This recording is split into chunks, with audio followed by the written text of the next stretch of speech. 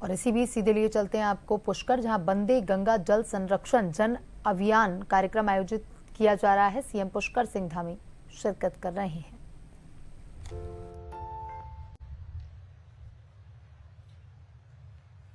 आपकी जोरदार तालियों के साथ शुभारंभ हो रहा है बंदिया एवं मोहाबी गांव के अंदर फीडर की मरम्मत कार्यों आदि की।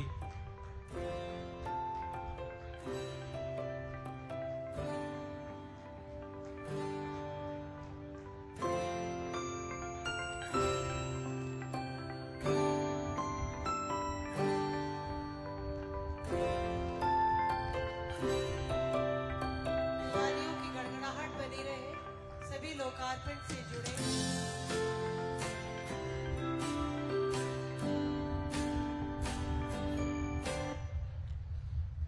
विभिन्न कार्यों का शुभारंभ किया गया माननीय मुख्यमंत्री महोदय द्वारा। धन्यवाद श्रीमान। आपका आगमन निश्चय ही सभी के हृदय में एक सुखद अनुभूति है श्रीमान। आपके द्वारा उद्बोधन जो हमें अब प्राप्त होगा उसमें मार्गदर्शन तो होगा ही, और राजकीय सभी सुविधाओं से जुड़ी उन आने वाली योजनाओं का आपके सम्मुख, आपके मुखार विंद से कहा भी जाएगा। मैं आपसे आग्रह करती हूँ श्रीमान, आप पधारें और जल संरक्षण अभियान चलाने का इसको काम कर रहे हैं। ऐसे जल संसाधन मंत्री भाई सुरेश सिंह जी रावत साहब,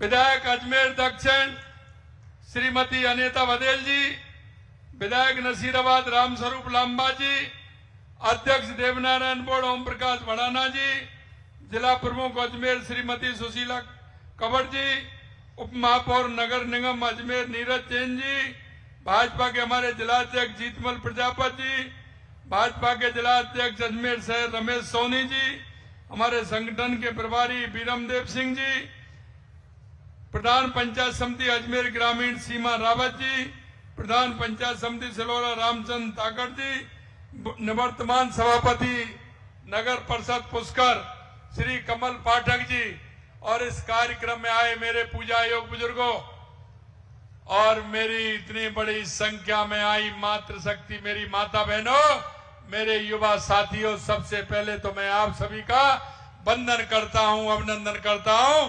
आप सभी को मैं पुष्कर राज तीर्थ में प्रणाम करता हूं।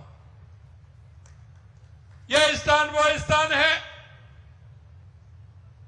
कि दुनिया में इसकी अलग पहचान है। तीर्थराज पुष्कर राजस्थान के उन धार्मिक स्थानों में से है कि जब दुनिया से लोग आते हैं, ब्रह्मा जी की पूजा करते हैं और मां सावित्री जी की पूजा करते हैं, उनको नमन करते हैं। मैं आपको कहना चाहता हूं कि आप पानी की आवश्यकता को आपसे ज्यादा कोई नहीं जान सकता।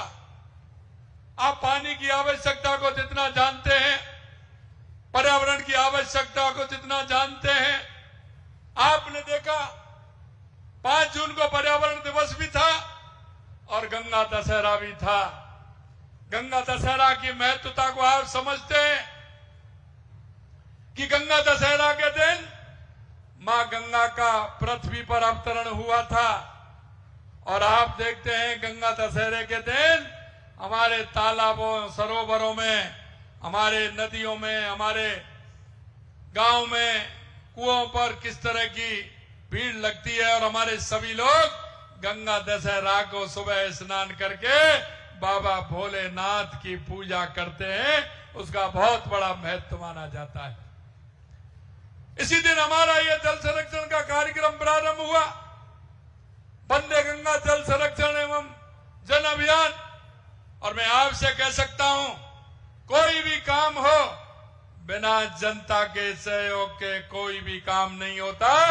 इसलिए आप सबकी जन भागीदारी उसमें बहुत आवश्यक है,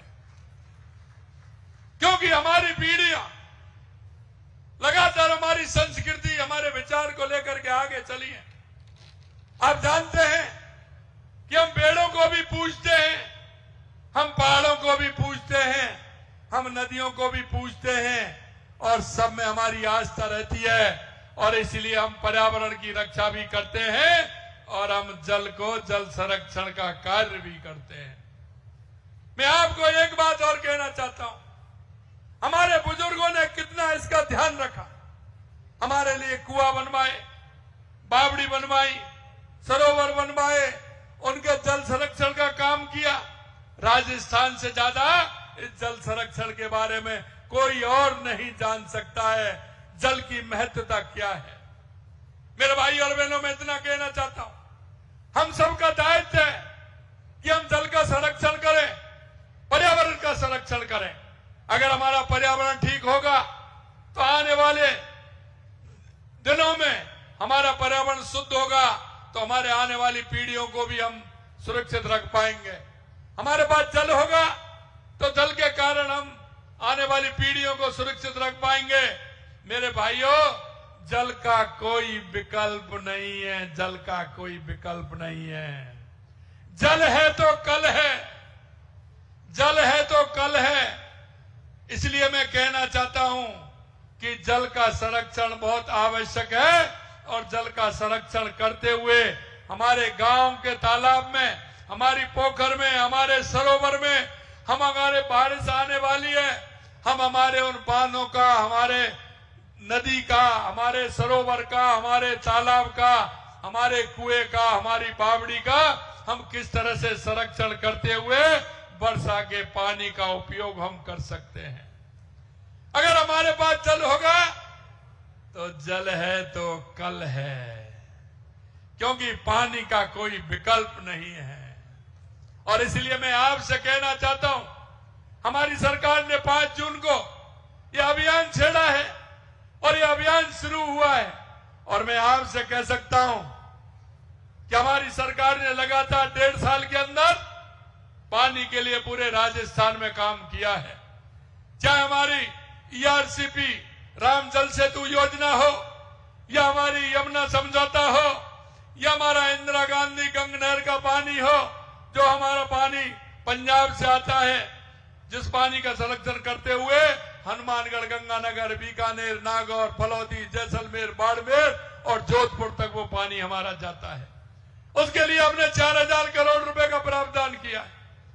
हमने कहा कि यहां से हम ब्राह्मणी नदी से पानी लाकर बनास में छोड़ेंगे और बनास का पानी यहां मोड़ सागर में भी आएगा और मोड़ सागर में आके अजमेर, व्यावर की प्यास भी बुझाने का काम करेगा।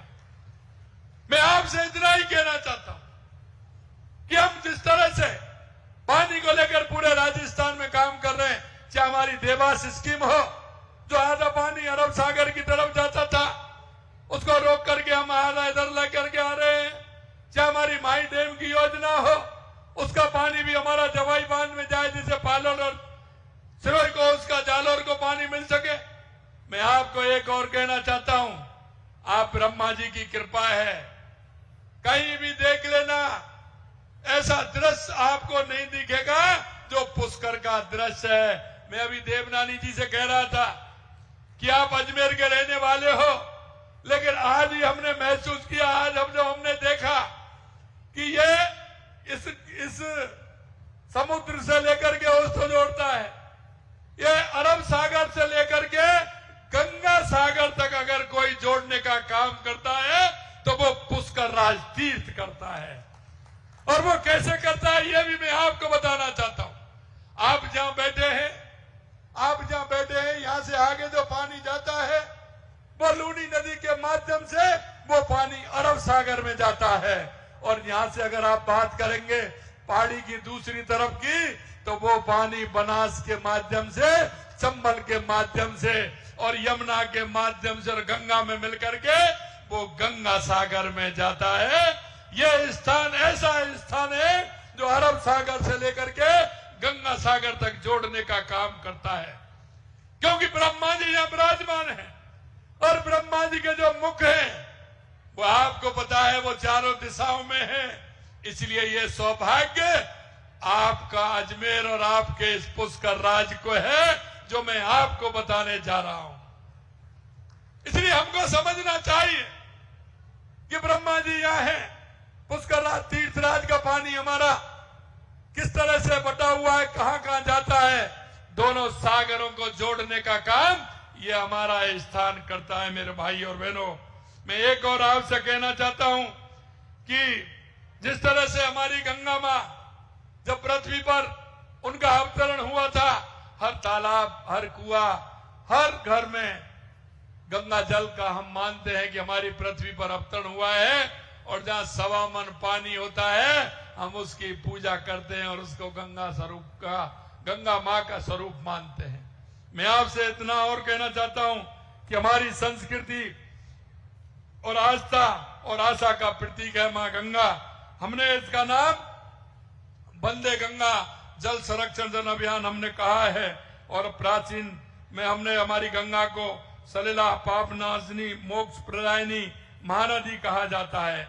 और यही नहीं, भागवत गीता में भगवान कृष्ण ने स्वयं कहा है कि नदियों में मैं गंगा हूं, नदियों में मैं गंगा हूं। इसलिए गंगा मां का अलग ही महत्व है। हमारे ये जल संरक्षण अभियान पूरी तरह से चले। मैं माता बहनों से कहना चाहता हूं, माता बहनों से मैं कहना चाहता हूं, हमारा कोई भी तालाब हो, क्योंकि आपने देखा है कि जिस तरह से मुझे पता है, अभी माता बहनों के सिर पर कलश रखे थे और अभी वो पूजन करने जाने वाली हैं। मैं आपसे इतना ही कहना चाहता हूं, जल का संरक्षण करना हम सभी का दायित्व है, और इसके साथ साथ वृक्षारोपण, पौधारोपण करना भी हमारा दायित्व है। आज देख रहे हो, जल संरक्षण और पर्यावरण संरक्षण दोनों आवश्यकता है, और ये हमारे लिए नहीं, हमारे आने वाली पीढ़ी के लिए भी आवश्यक है। हमारे बुजुर्गों ने किस तरह की तपस्या की, किस तरह की मेहनत की, उन्होंने वन जंगलों में कितना पेड़ लगाने का काम किया, और हमारे बुजुर्ग कहते हैं एक पेड़ लगाना बहुत बड़ी आवश्यकता है। हम अगर वृक्ष लगाएंगे तो हमारा पर्यावरण में सुधार होगा, और हम अगर जल का संरक्षण करेंगे तो हमारा कल भी सुधरेगा, क्योंकि जल का कोई विकल्प नहीं है। जल है तो कल है, हम हमारे कल को सुधारने का भी काम करेंगे। आज जल संकट से गंभीर चुनौतियां बन चुका है। पृथ्वी पर कुल जल केवल 2.5% ही पीने योग्य पानी है, उसमें बड़ा हिस्सा बर्फ के रूप में जमा हुआ है। शेष जो जल हमारे पास है वो धीरे धीरे तेजी से समाप्त हो रहा है। राजस्थान में सतही जल वैसे ही कम है, जिसके कारण भूजल पर दबाव बढ़ता ही जाता है। भूजल पर आत्मनिर्भर अत्यधिक निर्भरता के कारण प्रदेश का लगभग 72% भाग हमारा अधिदोहित श्रेणी में आ गया है। जितना भूजल हम जल निकालते हैं उतना हम रिचार्ज नहीं कर पाते। हम जमीन से 1.5 लीटर पानी निकालते हैं, लेकिन जमीन के अंदर हम मात्र 1 लीटर पानी पहुंचा पाते हैं। मैं आपसे आग्रह करना चाहता हूं, जब आप ये देख लीजिए, आपकी तिजोरी में से तुम पैसे निकालते ही जाओगे तो पैसा बीतेगा नहीं क्या? अगर उसमें रखना है तो आप जब तो आपको पैसे मिलेंगे। आप निकालते जाएंगे, कुएं में से, गड्ढे में से पानी निकालते जाएंगे, उसमें नहीं डालेंगे तो पानी बचेगा क्या? इसलिए हम जमीन में से 1.5 लीटर पानी निकालते हैं तो 1 लीटर पानी हम डालते हैं। इसलिए मैं आपसे कहना चाहता हूं मेरे भाइयों, अगर ऐसा करेंगे तो आने वाली पीढ़ी क्या देखेंगी? उनको जल कैसे मिलेगा? क्या हमने आगे वाली पीढ़ियों को सुरक्षित नहीं करना है? आने वाली पीढ़ियों को हमें जल नहीं देना है?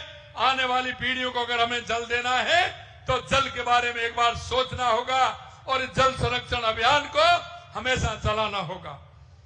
मैं आपसे अंत में इतना कहना चाहता हूं कि लगातार जल संचय योजना निर्माण कर रही है।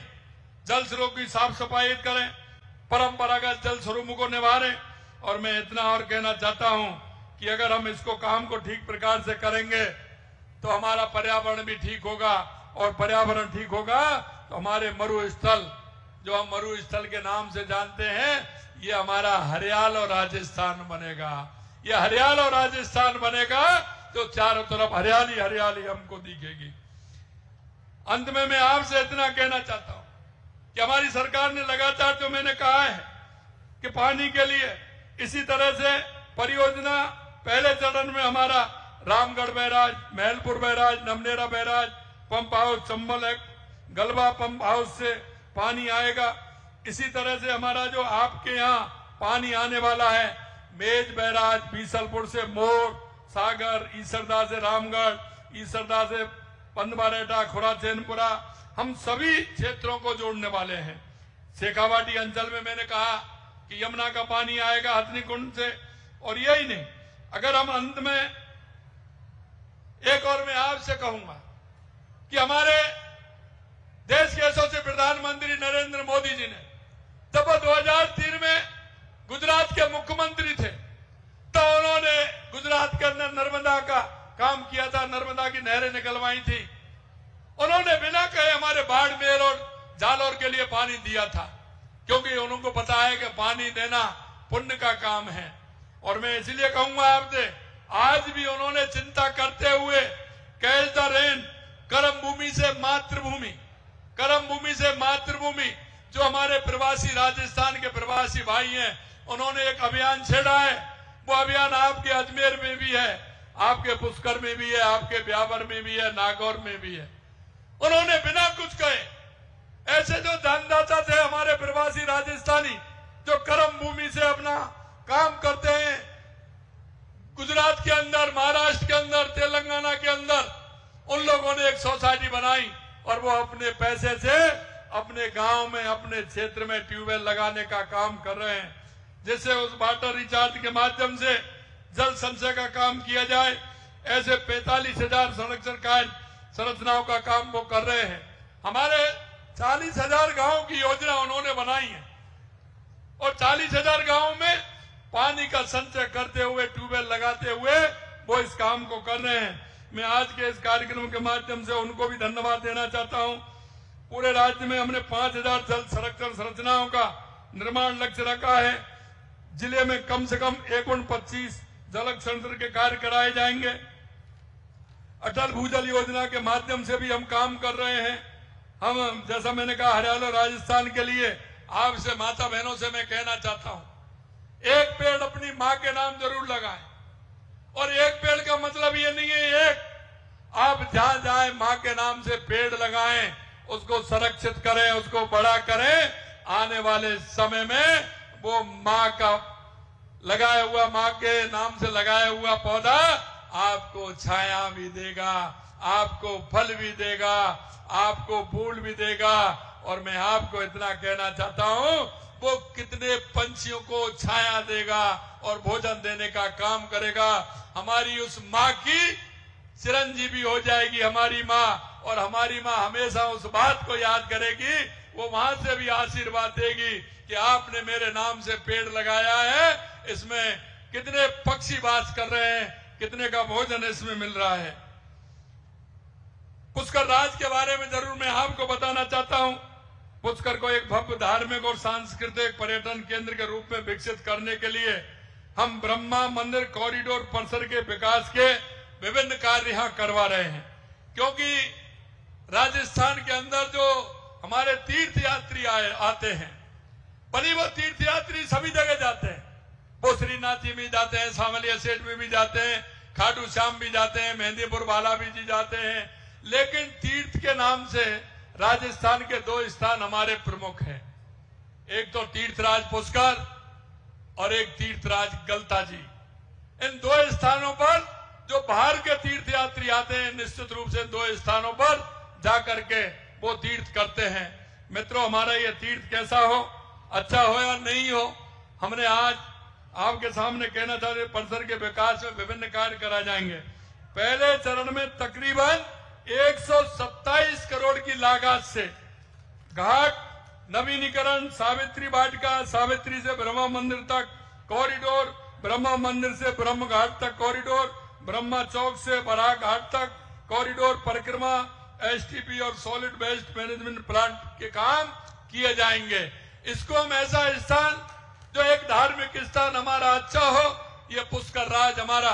और आपसे भी मैं कहना चाहता हूं, ये आपके सहयोग के बिना नहीं हो सकता है, और आपका सहयोग इसलिए आवश्यक है कि यहाँ रहने वाले लोग हैं, उन सबके मन में ये भाव आए कि आने वाली पीढ़ियां भी हमारे पुष्कर राज को एक सुंदर स्थान देके, एक भव्य स्थान देके लोग देख करके कहें कि राजस्थान ने पुष्कर राज तीर्थ को किस तरह से सजोया हुआ है।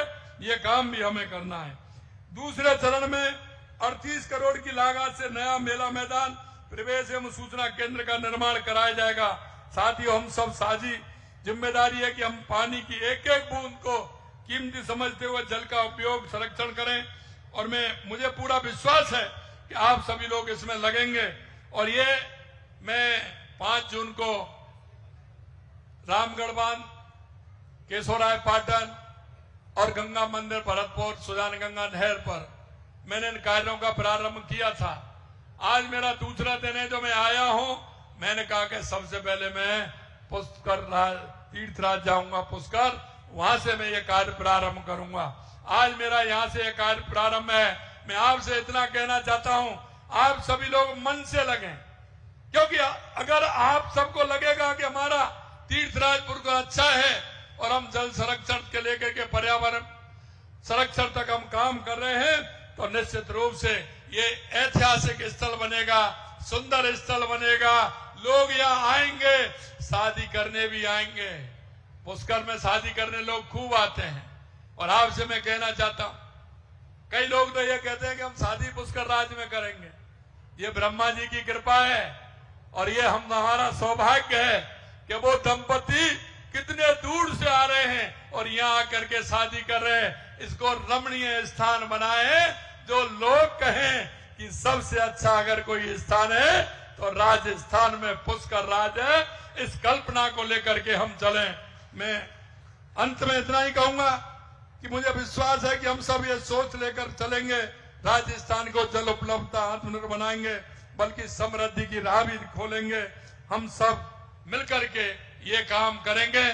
आप सभी इतनी बड़ी संख्या में और इतनी धूप में आए हैं, निश्चित रूप से दिल की गहराइयों से मैं आप सभी को बहुत बहुत धन्यवाद देना चाहता हूं। और अंत में यही कहना चाहता हूं कि जल संरक्षण और पर्यावरण संरक्षण के लिए हम पूरी तरह से जुट जाएं, पूरी तरह से काम करें, जिससे कि हमारा राजस्थान में पानी की कोई कमी नहीं रहे और हमारा हरियाणा और राजस्थान बने। इस आशा और विश्वास के साथ पुनः आप सभी को बहुत बहुत धन्यवाद। मंच पर विराजमान सभी हमारे नेतागणों का धन्यवाद, बहुत बहुत धन्यवाद। जय हिंद, जय भारत, जय राजस्थान, जय पुष्कर राज तीर्थ की। धन्यवाद श्रीमान।